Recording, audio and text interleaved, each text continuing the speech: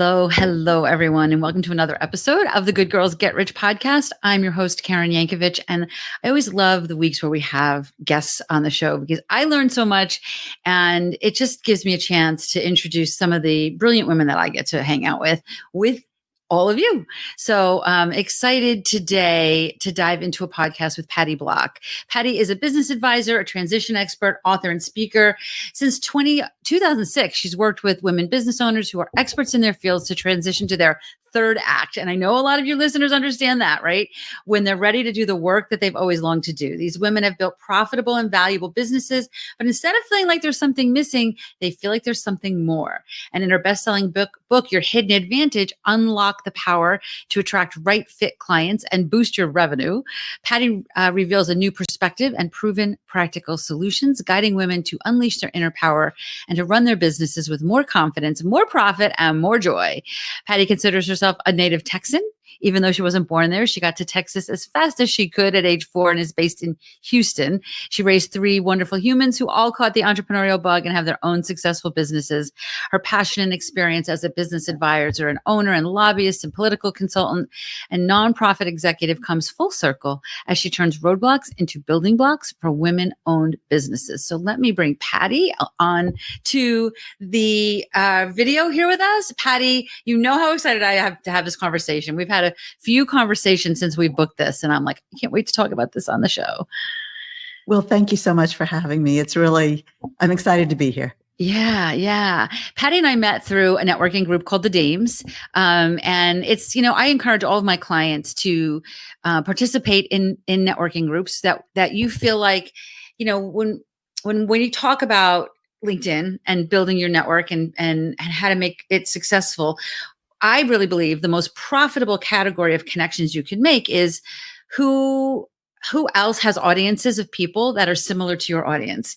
And when I say networking, I'm always looking for that first, right? I'm not always looking just for clients. I'm looking for who can I learn from and how can we kind of help each other's audiences? And I feel like the Dames has really helped a lot with that. And Patty is definitely someone, as you heard from the bio, that we are very much aligned in how we show up in the world and what our goal is for the women that we get to work with.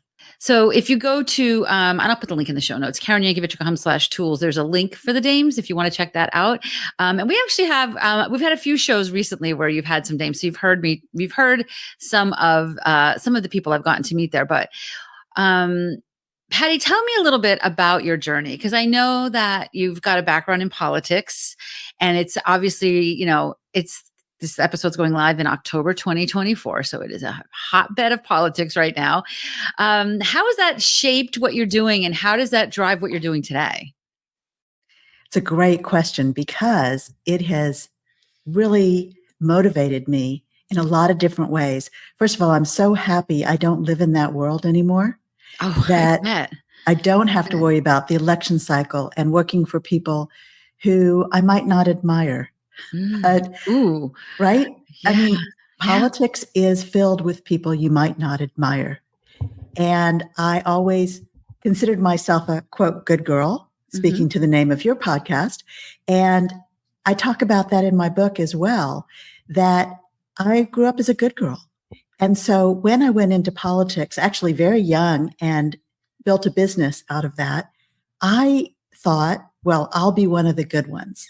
I'll be a good girl, and I can bring a lot of positive energy and experience to this really kind of soul-sucking world. Mm-hmm. And I like to believe I did some good. But one of the things I learned very quickly is that it is not a level playing field for women.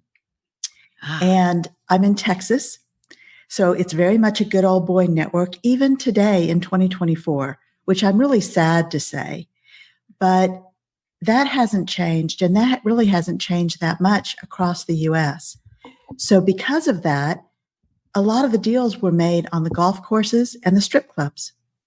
Right. And I wasn't going to either place. Right. I was a young mother with 3 little kids at home. Yep. So that was something that I learned very early on and realized that I had to get creative to get the deals done.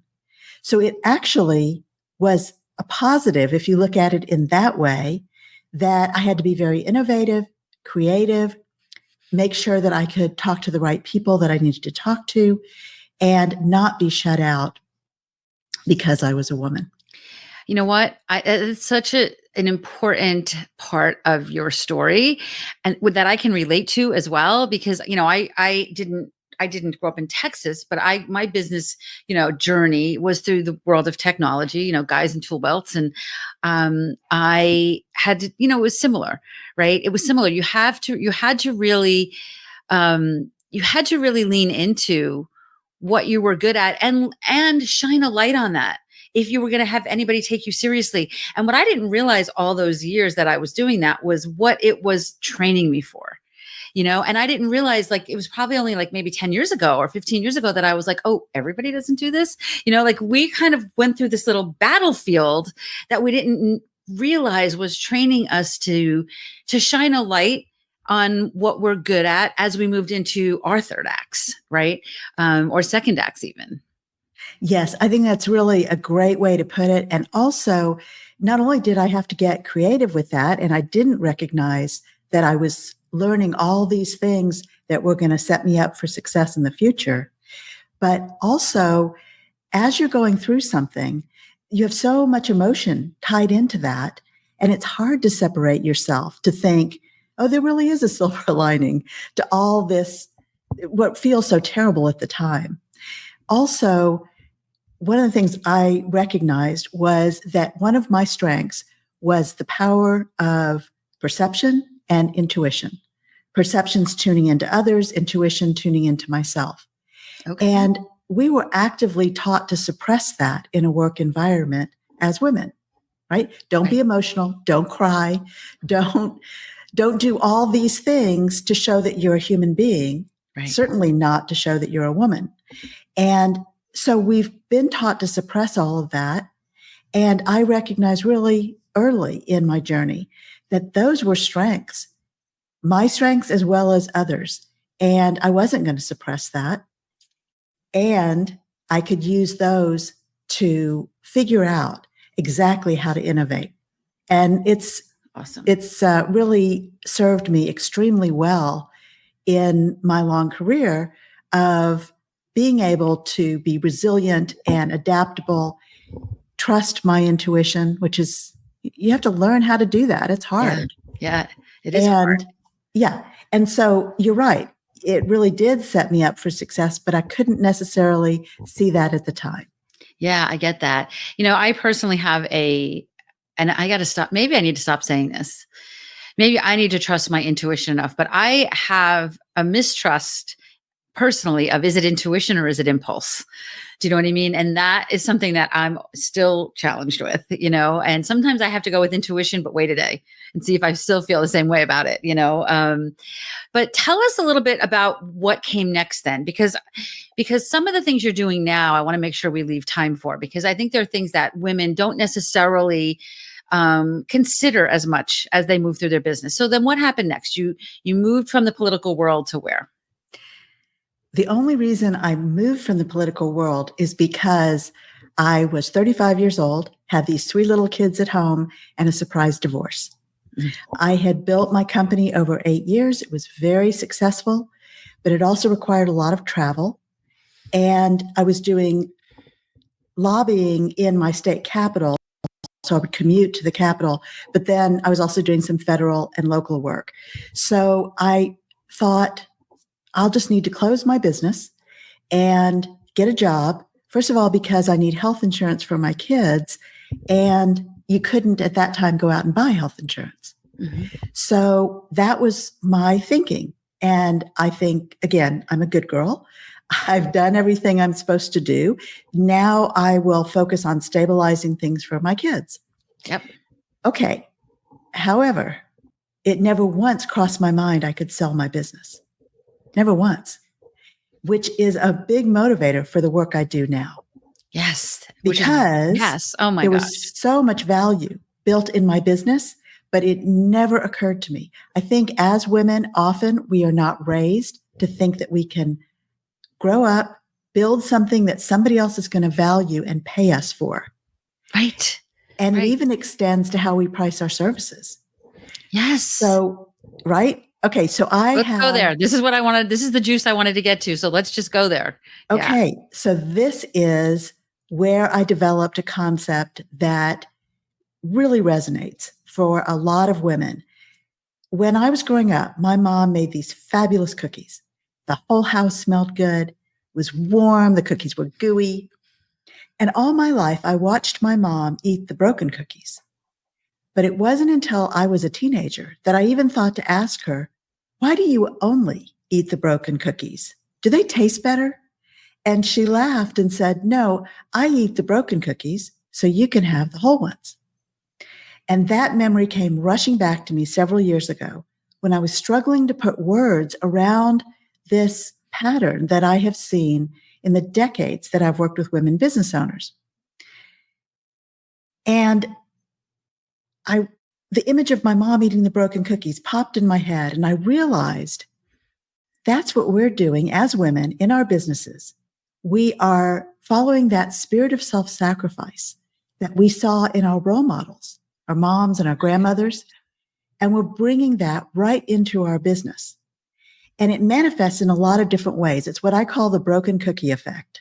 It's so, I mean, I can't think there's a woman listening to this that cannot relate to that. I mean, I still do that. I made pancakes the other day and ate the burned ones, saying, oh no, I like the really dark ones, like it's what we do, Exactly. right? It's what we do. Now, I'm not saying that you have to be selfish, right? I'm not saying go to the other extreme, but I'm saying you shouldn't be last on the list all the time, right? And you shouldn't be eating the broken cookies all the time. So here's what happens. We're eating the broken cookies. Everyone around us is getting the whole cookie. Our clients, our staff, our families, everybody gets the whole cookie, and we live on crumbs, right? So it manifests in a lot of different ways. One is the first place that I saw it was in pricing, how you price your services, because we undervalue ourselves, which is why we're eating the broken cookies. And then we underprice our services. And then to make it even worse, we overdeliver. Right. So our profit goes poof. And to your point, when I'm speaking with a group of women business owners and I can see them, right? And every woman in the room is nodding because this is very pervasive. Yes. So, yes. And you know what? Here's the deal. I'm okay with eating the burnt pancakes. You know what I mean? But it's so important that we recognize that we are eating the burnt pancakes and why we're eating the burnt pancakes. And that if we want to, we can eat the really yummy, good ones too. And that there's, well, anyway, you say it better. So I'm going to let you keep talking. Okay. So the first place I saw it was in pricing. Mm-hmm. And I built a program called Value Driven Pricing to help women because what I realized in my political consulting business, I took so many courses, just dozens and dozens of courses, trying to learn how to price my services, how to sell my services. I was a really good consultant, but I had not run a business before. Right. So I started to recognize that all these programs were developed by men for men. And they weren't working for me, but I thought it was just me until I started talking to other women who said, oh, that didn't work for me either. And I thought it was just me, right? So I started developing programs on how to price your services, how to sell your services for women, designed by a woman who understands the way we think and process information. So that's how I initially built my business. Then I started seeing the broken cookie effect manifest in other ways. And the work that I focus on today is about helping women position their company for their exit. Because again, never occurred to me that I could sell my company the first time around, and I lost all that value. And your business can be a wealth building tool. Right. So I think of my business life it's almost like a play in 3 acts. And you mentioned the third act. Mm-hmm. So let me explain what that is. Mm-hmm. So in the first act, we finish school, we go out and we get a job, and we over deliver and we live with the stress and anxiety because we think that's normal. And we eat the broken cookies every step of the way. we don't even know we're eating the broken cookies. Right. Right. Then we get really frustrated, or we think the time is right, and we go out and start our own thing. We start our business and we learn everything the hard way, which of course is exactly what I did. Mm-hmm. Right. Learned everything the hard way. And I dealt with so much anxiety and stress, but I thought, but now I'm a business owner, so I guess that's normal. And I don't really know how to price or how to sell my services, but I'm going to figure that out, and I'm going to learn everything the hard way. So I recognized I was eating the broken cookies, and I kept hoping that I would feel differently later, right? Someday I'll feel as though I deserve the whole cookie. The third act is very different, because when you go into your third act, and actually this is my third act, I jumped in it in 2006. Okay. So after I had this surprise divorce, I went and got a job at an international school. I was director of development and then director of operations. Was there for almost 9 years. And it was a really great experience for me. I learned a tremendous amount. It allowed me to be home and stabilize things for my kids. And I always knew I was going to start my company again, but I was waiting for my kids to get older and more independent. And I knew it was a leap of faith to start my company again, especially as a single mom with no financial support.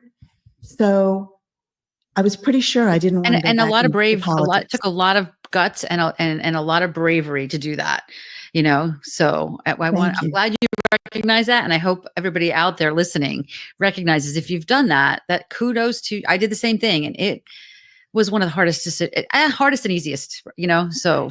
I would say the same thing. It was the hardest and the easiest. Yeah. It was almost like a no-brainer because it felt so right for me. Yep. Yep. And yet it was very risky. Yes. So, and in my case, and I don't know, maybe you can speak to this, I had many people in my life that totally didn't understand what I was doing, right? Like, similar to you, it wouldn't have occurred to me that I could sell a business. In fact, similar to you, it didn't occur to me. My family are all teachers. They have pensions. They don't leave their secure paychecks. They have the best benefits anybody in this country have. And they did not understand for 1 second my choice to leave my secure paycheck and the benefits and all that good stuff. And so it wasn't even the guts to make the decision in my own life. I had to do it against not even the wishes, but knowing how many people out there were like, all right, we love you and support you, but I don't know what the heck you're doing or why you're doing that. Right. So, it was, it's a lot. You have entrepreneurial kids. I guess I do too, right? But I don't have entrepreneurial family, that's for sure. They're all employed with pensions. Yes. And I did come from an entrepreneurial family. So that is an advantage for sure. Mm-hmm. And all three of my kids have become business owners. Yeah. And I also feel part of that is because they saw me as a role model. Yes. And so I did take that leap of faith.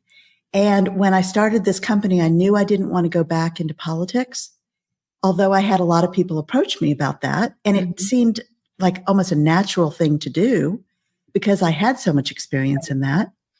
However, you're in a position to compromise your ethics every single day.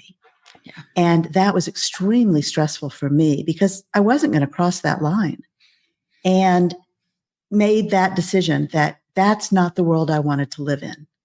So, but again, I was so motivated to be that resource for other women business owners, to develop programs for women. Mm-hmm. And at the time that I did that, it was a differentiator. Now, of course, lots and lots of people work only with women business owners. Right. But when I did it, I had a lot of pushback, a lot of people who said, how can you cut out half the population? And why are you anti-man? Are you? Yep. And I said, I have 2 sons and a daughter. I am not anti-male at all, but I think women are not on a level playing field. Right. And I think women don't feel as included. I'm not excluding men. I just don't feel women feel as included in this conversation. And I want more women to feel included in this. And, Patty, one of the things you talked about with pricing, and taking it back even to the broken cookie theory, lots of women that I talk to about pricing, they're like, well, I get that, Karen, but I just know there's so many women that are not going to be able to afford me then, or are not going to be able to do this. And my position on that is, let's fill your cup up first so that you've got a nice full cup and can build the kind of life that you want for you and your family. But then let's build that overflow, because you can serve those women from that overflow. It doesn't mean that you can't, have a heart for people that, are maybe not going to be in a position to do what that you would want to be able to do with them.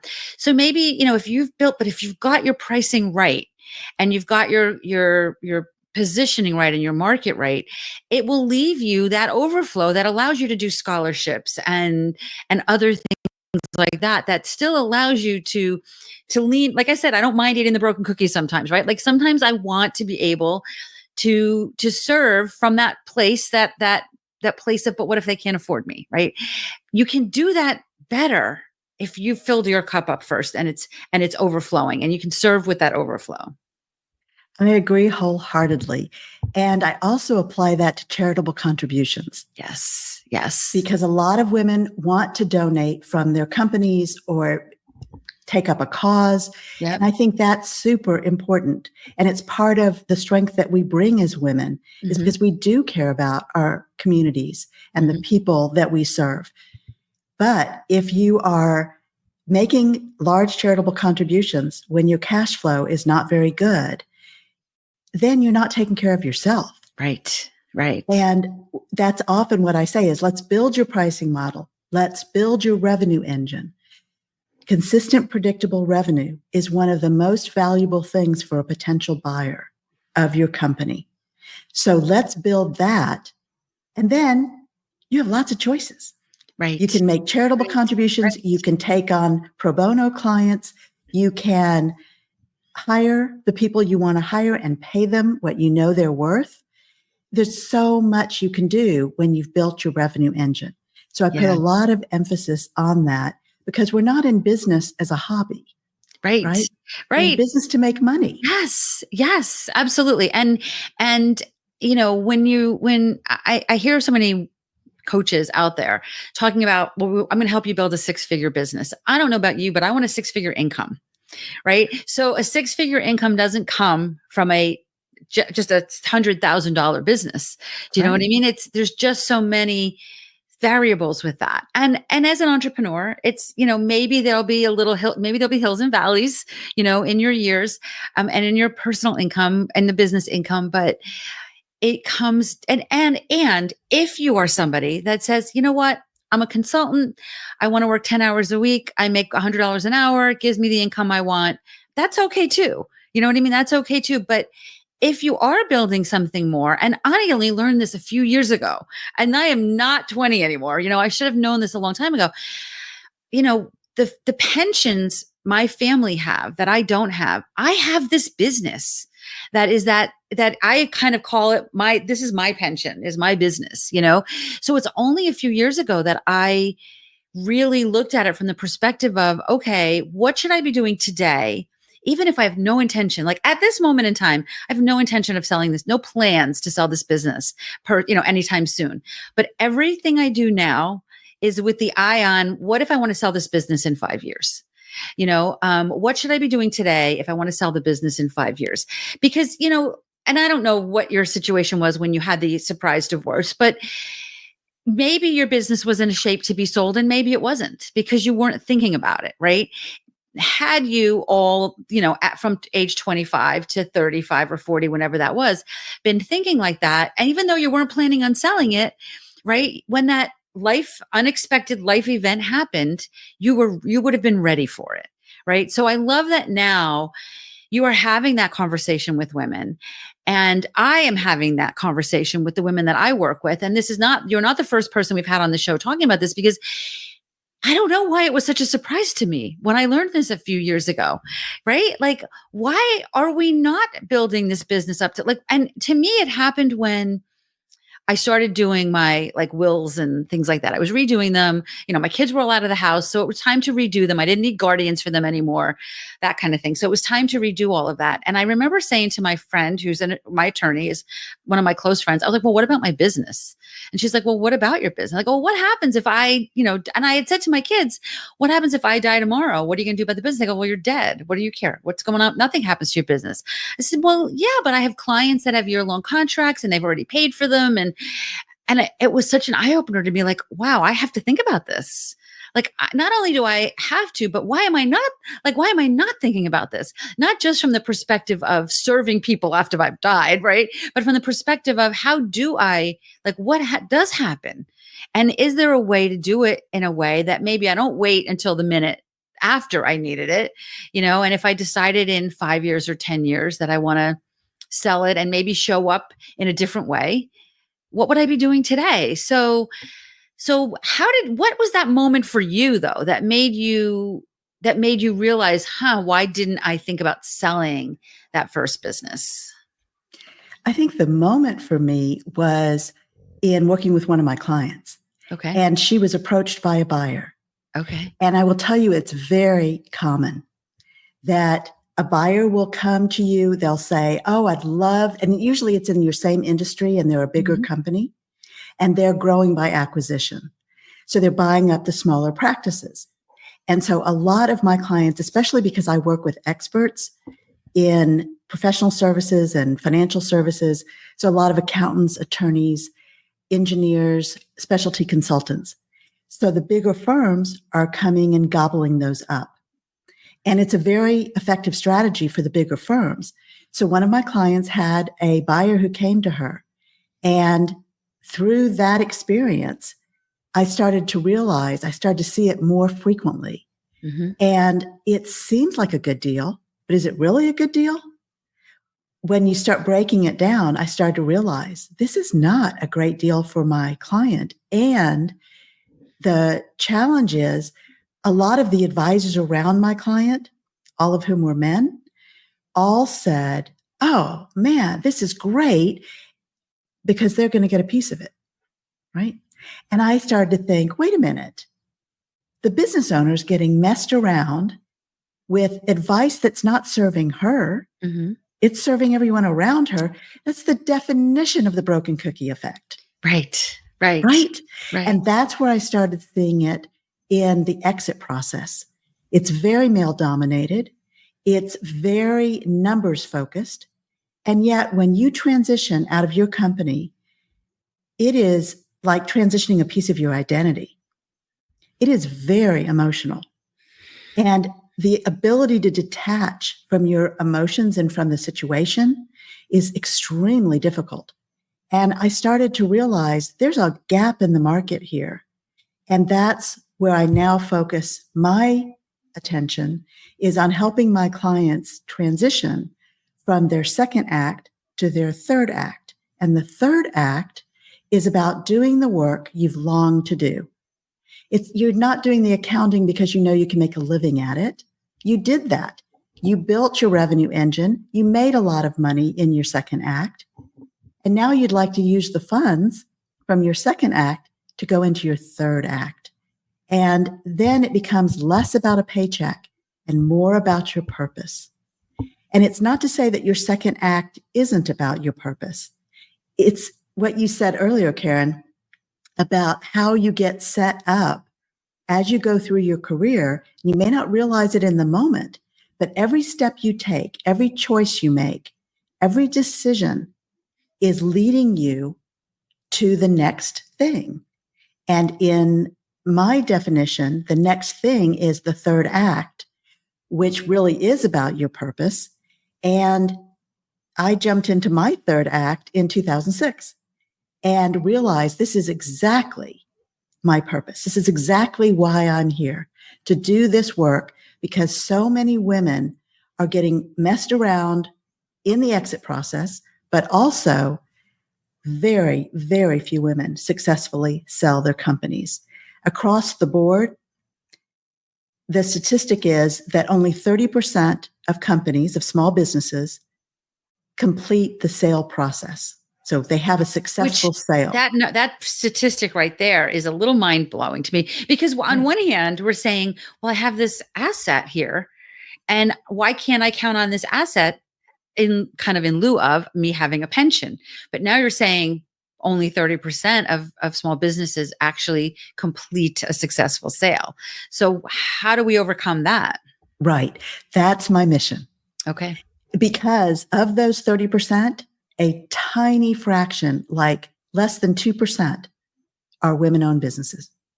It is very unusual. Now, keep in mind, we already have a deficit as women because we're operating under the broken cookie effect. Right. And so we don't think we can sell our business. We don't think anyone's going to value it. And the other big challenge is we're pulled in so many different directions with our families, with everything around us, our staff, our businesses. And because of that, it's very difficult to think about the future and to plan for the future, especially if you're not thinking someone's going to want to buy your company and you think you can't sell it. But the truth is, you can sell it. It is valuable, and it takes time. And it takes, in my opinion, an advocate who is really advocating for you as the business owner and isn't interested in a piece of your business. I don't take commission. I don't take equity. I don't work that way because I don't think it's ethical. And okay, fair. And there is a place for brokers. There is a place for valuation experts. There are places for all those people, but it depends on the circumstances and it depends on the goals of the business owner. And I will tell you, when a buyer comes to a business owner, that business owner is very unlikely to have thought about what her goals are, right? And so the first thing women tell me is, oh, my goal is I want my staff to be taken care of. I want the new buyer to absorb my staff so they don't lose their jobs. And then I want this, and I want this, and I want this. And it would be really nice if I had some money that came out of this. Right. But none of them that I've talked to, they're not motivated by retiring. No woman I talk to wants to retire, but they do want to go into their third act. Right. And they want to do something else, sometimes more creative than what they were doing in the second act. Right. And the other thing that they don't want is they don't want to seem greedy. They don't want to seem selfish. They don't want to even think about, what do I need? What do I want? Not just about taking care of others. Again, the broken cookie effect. Right. So that's where I specialize, is helping women prepare their companies for their exit, because it does take time. It is a process. It's what I call an elegant exit, because I will tell you, most exits are very messy and sometimes really painful. And a lot of business owners regret that they sold to that buyer, or they made that deal, or they weren't knowledgeable. Right. And I've been doing this now for 20 years. So that is the gap that I fill in the market in terms of advocating for my clients to make sure they don't get messed around. So that, to your question of, well, how do we combat the fact that women aren't selling their company and they aren't thinking about that? And that's my message, is you may not think you can sell, but it's very likely you can, and you need the expertise and the guidance and an advocate to help you do so. So important, Patty. And there's just things like that you might do differently today if the thought was, does this serve the goal of the valuation of my company? And it doesn't mean either of the things, the A or B choice, are right or wrong. But if it's A or B and you don't care, then let's choose which one is going to serve the valuation of your company, right? And so that's why I think somebody like you is important, because I don't necessarily, how would I know those things? I don't necessarily know if I do A or B, it's going to serve the valuation of my company. And these are choices that we're making. I mean, in my business, for example, many of the choices I make last for years. They're not like, well, tomorrow I'm going to try this, and then Wednesday we'll do something else. these are choices like we're recording this, it's, just about the fall of 2024. And I'm making choices now of what all of 2025 is going to look like in my business, So if I've got somebody saying, okay, I see what you're looking to do here. If you make this one little tweak and you focus more on this thing instead of that thing, you're adding to your valuation. I want to hear that. I still get to make the choice, right? I still get to make the choice as to whether I'm going to choose A or B, but it's more of an informed choice. And I think that's what you bring to the table that's so valuable. Thank you. And yes, that is because I'm helping the business owner build real business value. Right. And there's a lot of misunderstanding about what that means. Well, and I think when you build, in my experience, when I focus on building real business value for valuation and for the long run, it also serves the short term. Correct. So it's not like I'm not sacrificing short-term value for long-term value at all. If anything, the opposite is true. Exactly. And in fact, that's what my clients experience, that they're making more money. Their business doesn't feel so much like a burden. We're streamlining a lot of things, especially with technology and making sure the right people are doing the right jobs. So there's so much because I'm looking at productivity, and productivity is about how are you making money? Mm-hmm. And what are you offering? And how are you selling it? And how are you pricing it? Right? And the pricing goes back to structure. So just like the elegant exit, I have a roadmap. I guide the business owner through that so that their exit is not painful. It is not, they don't regret how they've done it or when they've done it because they've gotten really clear on that. Right. Same thing with pricing, that when you build a pricing model and you have a rationale behind that, it makes it easier to communicate it, makes it easier for your buyer to understand it, the person who's buying your services, for them to understand what you offer and how you price it. And you will feel more confident as you're talking about it because there's a structure around it. So all of those things, my goal is to make life better for women business owners. And there are many different ways you can do that. The way I've chosen is helping with the nuts and bolts first, mm-hmm. the operations, the pricing. And that's where your book comes in, right? That's where your book comes in. Your book has all of that in it. The book, which is called Your Hidden Advantage, right? Yes. Your Hidden Advantage. So that's where the book comes in because the book helps you with that, like what's going on right now. How are you managing everything, right? Exactly. Unlike a power to attract right fit clients and boost your revenue, which is at the heart of any business, right? Is where are the clients? And then you've also got another resource that says, okay, and then if you want to think about it, tell us about your exit readiness index assessment. Yes. So one of the things I mentioned, there's a lot of misinformation, misunderstanding about what real business value is and how to become exit ready. And exit does not necessarily mean sale. It can.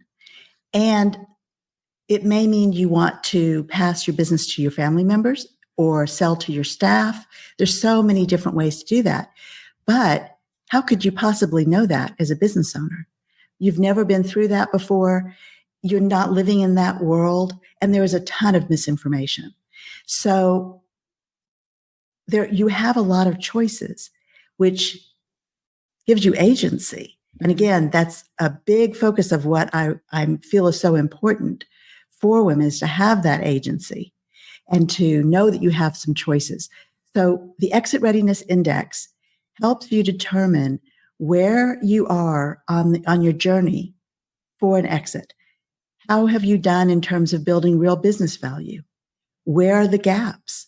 And where do those gaps need to be addressed in order to have a valuable asset that somebody else is going to recognize has real dollar value? And,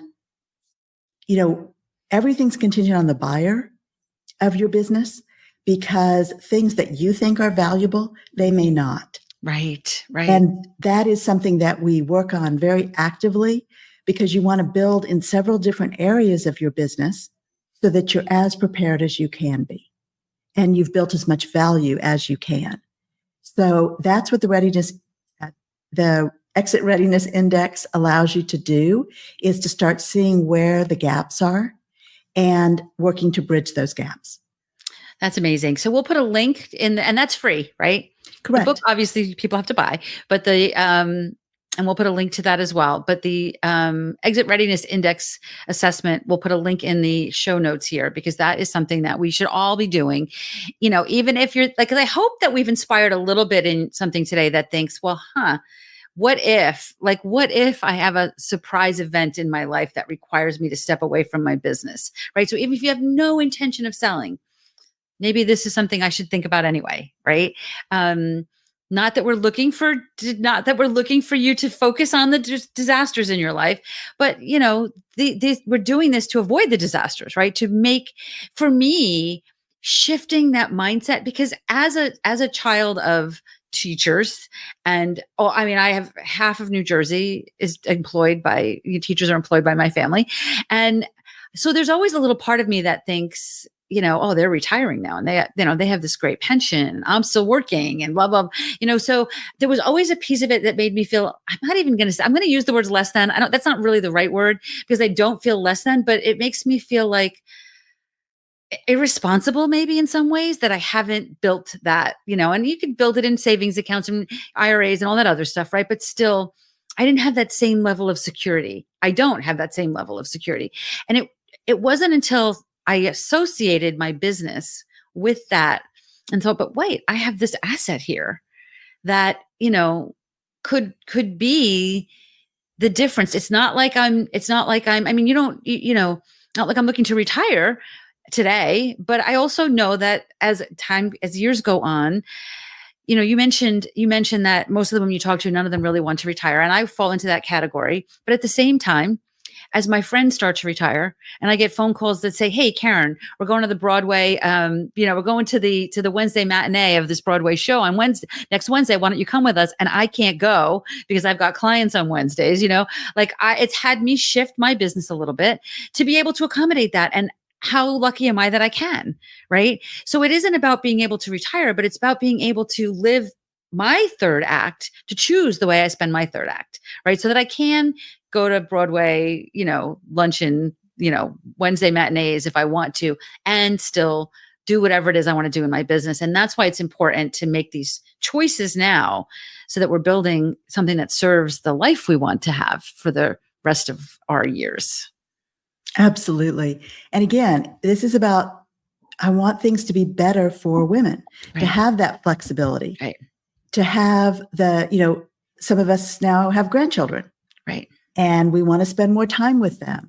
Right. We may want to travel more. So there's just so much that we have. We're living longer, which also means we need to build our wealth as individuals so that we can support ourselves and remain independent.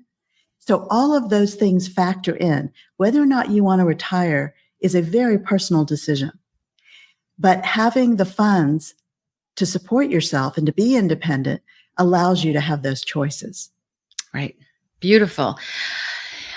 Patty, I am so grateful that there are women like you out there that support women like me that don't really have a clue about that stuff. So I think that this is such an important conversation, and you all should we'll put Patty's LinkedIn profile in here too. You really want to be connected and following the work that Patty's doing, because the little tips that you hear you might be able to implement. And, when you're ready, we hire coaches for so many things, right? This is an important thing to get support with.